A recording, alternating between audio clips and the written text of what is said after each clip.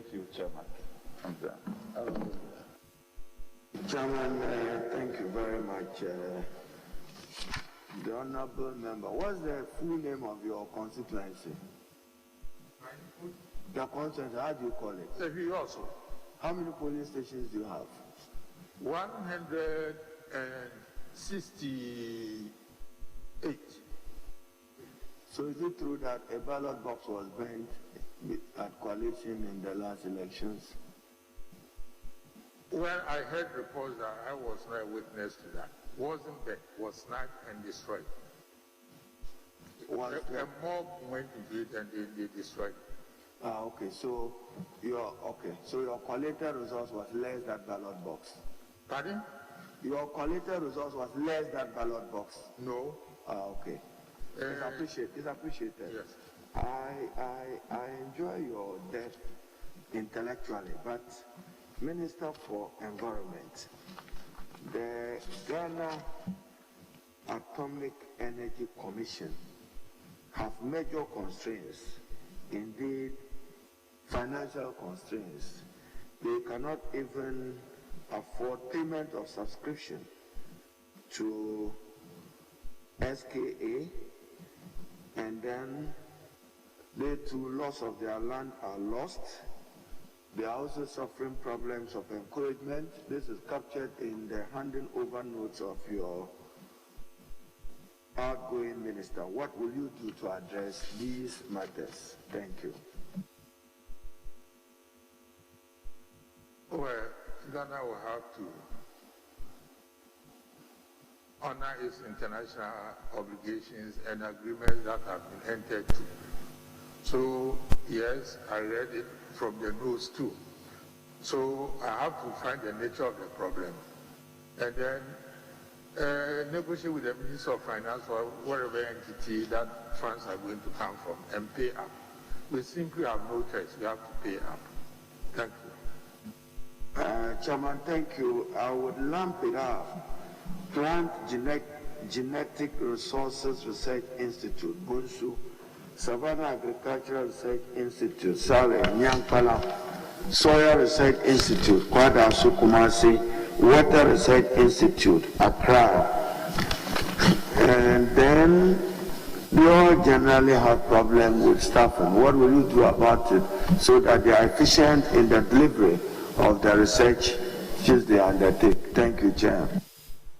Mr. Chairman, I didn't hear they are having problem with staffing. Yes. Experienced and skilled staff for those research institutes, as I mentioned. So, Chairman, I believe this question has been asked in a global way, albeit in a global way before.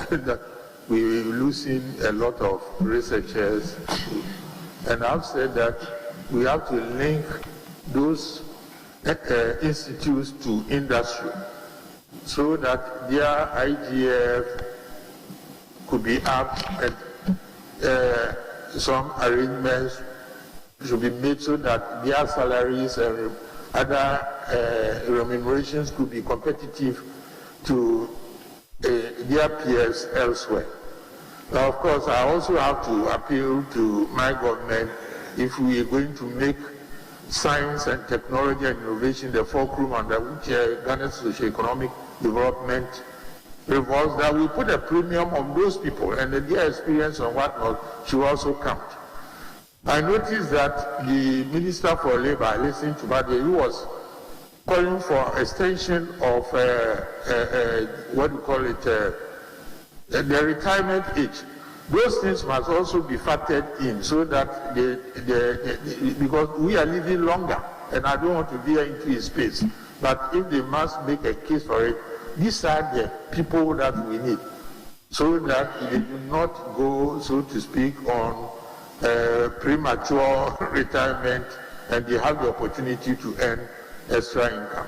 Chairman, for instance, I'm referring to handing over notes, the CSIR, in page 70 of it, is currently operating with a staff strength of 2,728 which is woefully inadequate to choose their wares, and that despite technical clearance granted in 2019, some 158 staff were recruited, but they still think that they've lost a number of staff to retirement.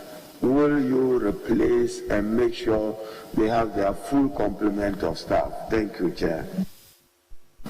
Indeed so, Mr. Chairman. Chairman, I also see, and it's unfortunate that Ghana is yet to take advantage of it. Oil palm kernel. You hear everybody talk about Malaysia, the Malaysia miracle, and they are doing well. What are we doing, and what will you do as minister to ensure that we export this in large quantities? Thank you. Based on improved research and improved quality production of those products. Mr. Chairman, indeed, Ghana is importing oil palm products. And so our capacity is very constrained. But like the Honorable Committee Vice Chair, so to speak, asked, we still have capacity to make up on those deficits. And that is through improved varieties. A lot of farmers are not planting improved varieties. So the potential is there. But this one I have to collaborate with the Minister for Agric and other entities so that this thing can be fashioned out and rolled out. Thank you, Chair. Chair, the Forum for Agricultural Research in Africa, FARA, is headquartered in Accra by some agreements signed in October 2003, specifically October 14. The government of Ghana signed an agreement with your ministry. Has that agreement been ratified by Parliament in accordance with Article 75 of the 1992 Constitution? Mr. Chairman, I cannot recall. There are so many activities in the legal program. Till you get to the ministry, so I'll have to find out. If I'm not, then of course I'll. Till you get to the ministry and it's not been ratified, when should we expect you referring it to Parliament for ratification? After doing all the necessary checks and what, I should believe that within the next... So even if the necessary work takes you 2, 3, 4 years, we should be waiting for you. I need certainty of time because it's been signed. The headquarters is here. They are helping the country with their work and their research. Give me a date that you will come to Parliament for us to do what is constitutionally needful. Mr. Chairman, I believe that we have, as I sit here, that's why I say I don't know its status. But I'm asking myself, why has it not come? There surely must be some problem, and I intend finding out. But barring every constraint, I believe that when we look at the way things work in our country, within 90 days, it should be able to come here. But you know that the President is sending you there to solve problems. Not to go and know the problems, but to solve them. So that's why I want a definite response from you. Will you solve the problem and get the agreement ratified? Then, after all, what will be the legal basis of us engaging in that relationship?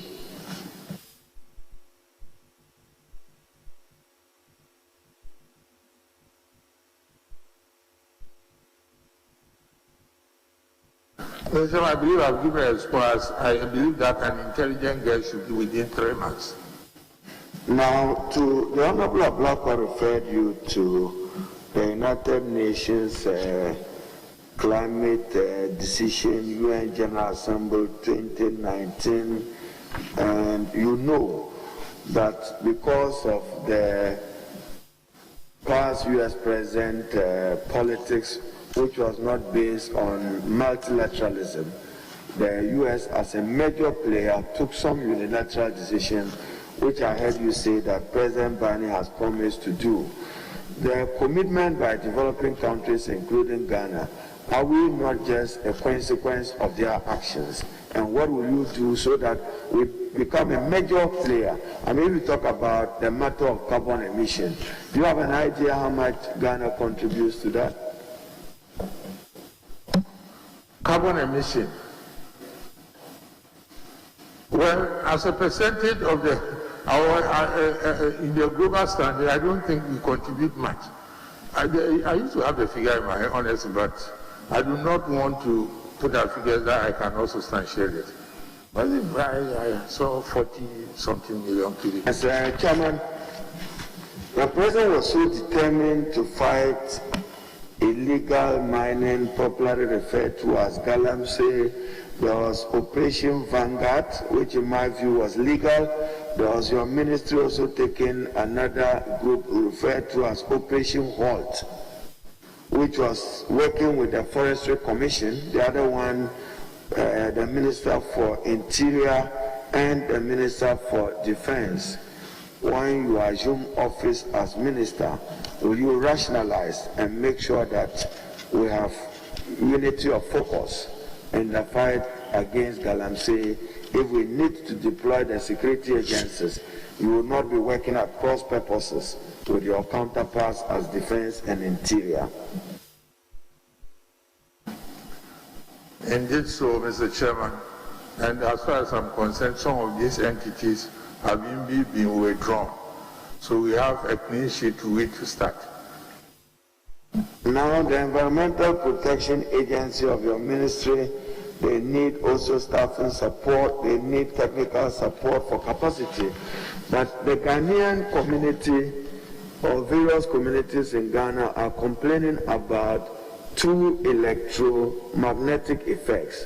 One with telecom towers and its siting, and the consequence of lack of public education for them to appreciate how that impacts on their life. The second is fuel stations. You just have a community, then all you see is a fuel station coming out in a neighborhood that they get frustrated and they don't get what you call institutional support that supports the protection of their lives. What will you do about it? Mr. Chairman, the electromagnetic phenomena, I understand the scientific community, there is maybe not a consensus on the damage that is done to the human person and to a living organism. That said, as a doctor, I will err on the side of safety. That EPA will have to conduct a scientific study, the Ghanaian situation, and come with recommendations. I understand steps have been taken in that direction. I don't know what stage they are now. I think it is being done by Ghana Atomic Energy Commission. Fuel stations, the story with fuel stations is a bit difficult. Some have built in built-up areas. The others who set up, and then the community or the built-up area, so to speak, also got to them in the sense that there are specific distances that they should keep away. I'm not sure, even is there regard to, when you talk of fuel stations, the law with regard to petrol stations is a bit different from the gas stations. So we have to disaggregate the two. My understanding is that the fuel stations can be closer to communities than some, that's the gas, petrol and diesel stations, the liquid gas, can be closer to communities than we care to, apart from public places like churches, mosques, schools, where you cannot build petrol stations. Indeed, the law is that if you are a private entity and you are living close to, even sharing a wall with petrol stations, it's not against the law. That's one thing I found out. If we have to change it, we have to change the law. But with regard to gas stations, there's a definite distance that it must be away from all built-up areas. That one, I forgot the absolute distance, I can find out. That much I know. But again, which came first? Some people obey the law and build their gas stations far away from built-up areas, and yet it is rather the built-up areas which encroach and got near to the gas stations, and yet they cry foul. So the narrative is not as simple as people make them out to be. Chairman, the minister, you are given one side of the narrative. I agree with you on that leg.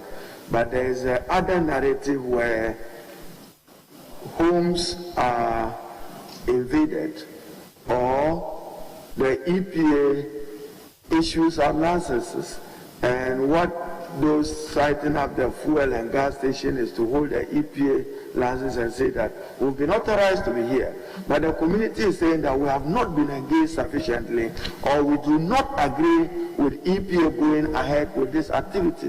What will you do about that? Mr. Chairman, that's what I'm saying, that with regard to diesel and petrol, look at the law. If they can be permitted to build right to homes, but schools, mosques, so if the law is bad, we can change it. So they can cry foul, and I sympathize with them, but sympathy is different from law. Then, but when you're talking about gas stations, that is another kettle, and I think I've explained already. Chairman, I love eating sweet potatoes, and in Ghana, we don't even encourage its eating. Chairman had a bite of it this morning. I see, as part of the research, very different types of research going into expanded production of it. It is something that we easily can export to improve our foreign exchange regime, and it's something we can encourage its eating even in our domestic economy. What will you do to give meaning to the research findings on sweet potatoes in Ghana? Thank you very much, Mr. Chairman. I believe that we have to collaborate with the Minister of Agri. That is where Mercy and Agri should put their money. The sweet potato is very nutritious, contains protein content compared to pure flour. And we should do our advertisement and promote consumption of that. In fact, we can incorporate it into flour in a certain ratio so that we can make it into bread. But we have to train our taste buds to get used to it so that people will patronize them. Even before we talk about export, yes, the export potential too is there.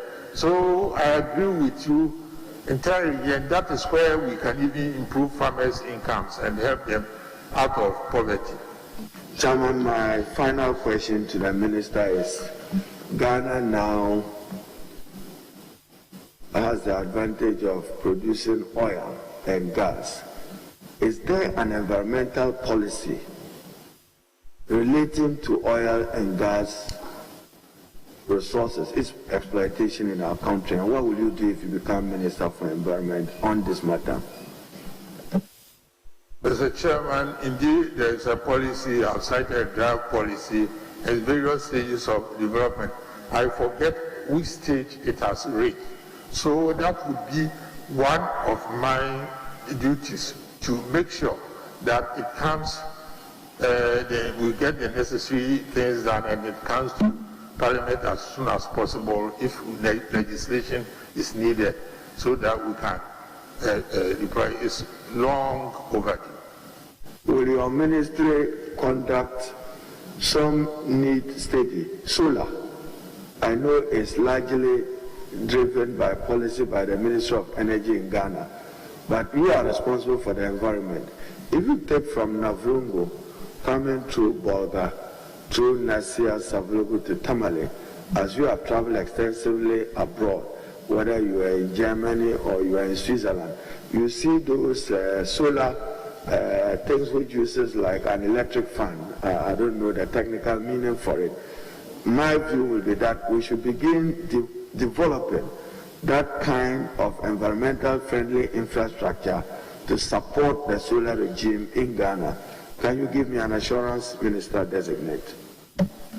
Ghana being in the tropical world, the potential for solar energy is huge. The only problem is the economics of it and the economics of it. Well, how they deployed solar panels in Germany might be acceptable to people. We should have a national dialogue. Whichever configuration is able to harvest the energy, that is our primary concern. Whether rooftops, whether we putting them on our garages, whether on standalone entities, whether in farms where we can even do, because some certain plants even need shading, and when they are well spaced, you can even harvest them, especially in rural electrification settings. That one, we have to have a conversation and dialogue and a closure on that. Chairman, thank you, and I wish the nominee well. Honorable nominee, well, I only wish to put this on record that your life is a reflection of somebody who is prepared to acquire the knowledge, dirty your hands to achieve results. I wish you well in this new enterprise. Thank you very much, Mr. Chairman, and I thank all members. I appreciate what has happened today.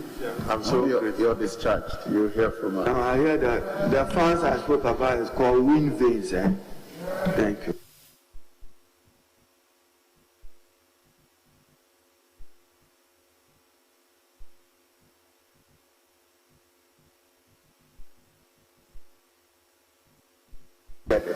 Other members will resume at 2:30. Okay.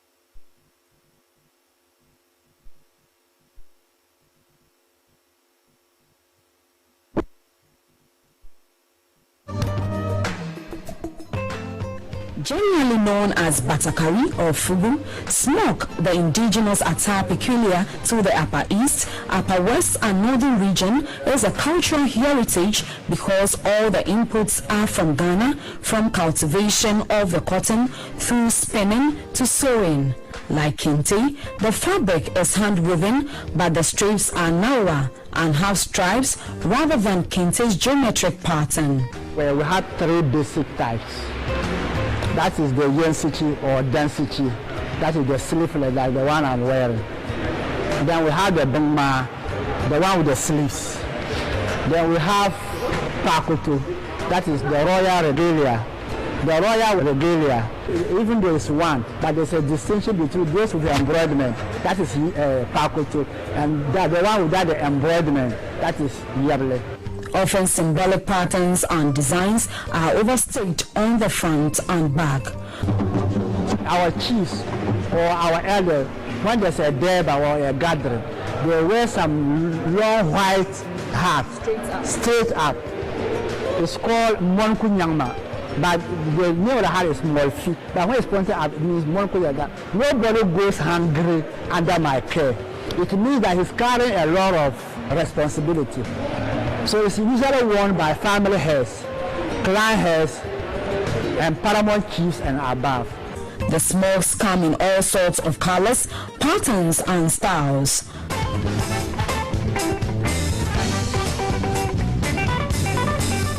Our search for more information on Ghanaian smokes brings us to Valem Smokes, where we have a wide variety of smokes displayed on a row. Alberta Labi here is a shop assistant, and she's going to tell us the types of smokes here, the price list, and accessories that goes with this smoke. Alberta, tell us more about these smokes. Thank you. We have the machine sold smokes and also the hand weaved one. You can see the difference through how it has been joined. In the capital, many believe original smokes cannot be found, but Mutala Mumuni, a smoke dealer, thinks otherwise. We can get our smokes from the 3 northern regions actually, because they have their own styles, unique styles, and make, and the materials and the way they show it. So we get some from Upper East, some from Upper West, and some from Northern region. So we don't just go and buy and sell. We also monitor the production to ensure that it meets our quality standards. The wide range in quality of smokes is reflected in the range of prices. The sleeveless, it starts between 50 Ghana cedis to 100. So the pricing is about the quality of the fabric, the quality of the sewing, and then the finishing.